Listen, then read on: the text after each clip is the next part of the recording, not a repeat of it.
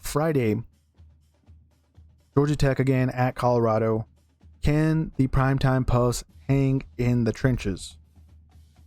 You guys, I'm loving what I'm seeing out of Georgia Tech at the moment. I know they lost, I think it's Eric Singleton Jr. to Auburn, but they just brought in one big baller, Eric Rivers, their new go-to wide receiver coming out at FIU. He had over 1,000 yards receiving in 2024. You got to love that. And he's probably going to bring that same kind of form in a Yellow Jackets jersey. And I think he's going to be one of the big factors here in making big plays and moving the chains for this very, very pre-snap moving offense. A lot of pieces even moving on the offensive line with pulls, misdirections, a lot of RPOs, play action that gets set up. And then I think Eric Rivers is going to be one of the guys this game that's going to hit big.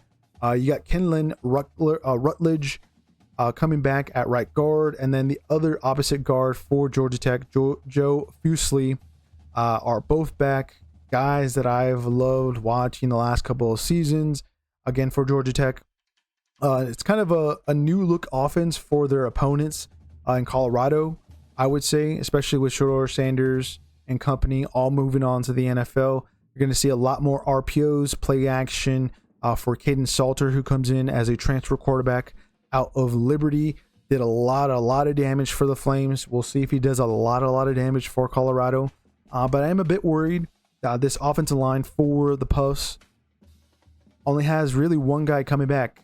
He's one of the best. I think next season is going to be one of the best linemen going into the NFL draft, and that's Jordan Seaton, the starting left tackle for Colorado. Everyone else is basically going to be new faces.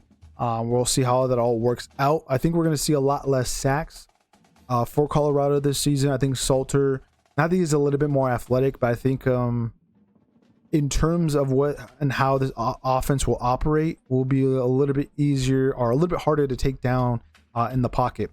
To be quite honest with you, I think he has a more experience technically going into this season versus what Shedeur Sanders would have done in his final season at the collegiate level.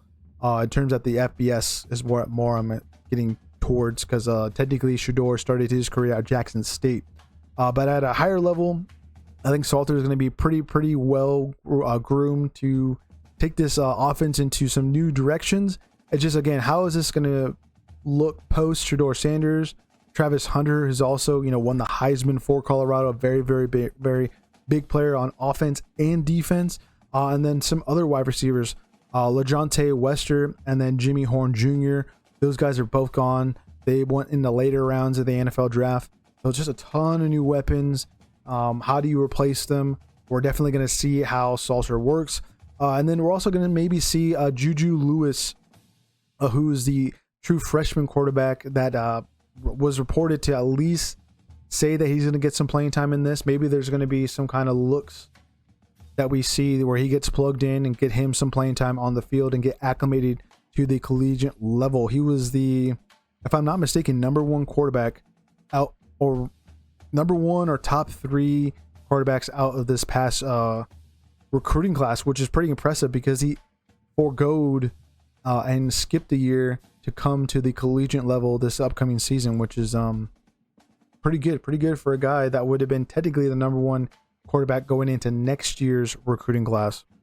And then some other things to mention, and that things I can say positive for Colorado. I like their defensive backs, Carter Stoutmeyer, DJ McKinney, and then Preston Hodge. Those guys come back. I think they're going to be pretty solid and at least slowing down the passing game of whatever Georgia Tech throws. We just brought up Eric Rivers. If they really want to win this game, you got to stop that guy.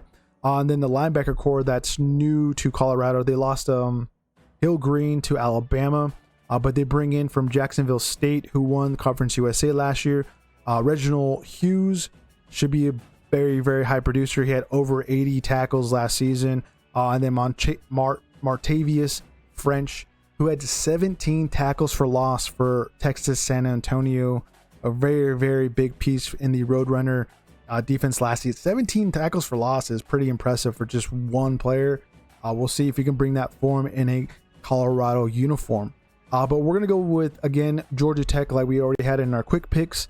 We think they're going to win by a 9-point difference, as the Yellow Jackets are favored by 4.5. We're going to go over that, as yeah, they're definitely going to most likely cover. They're in Boulder, Colorado.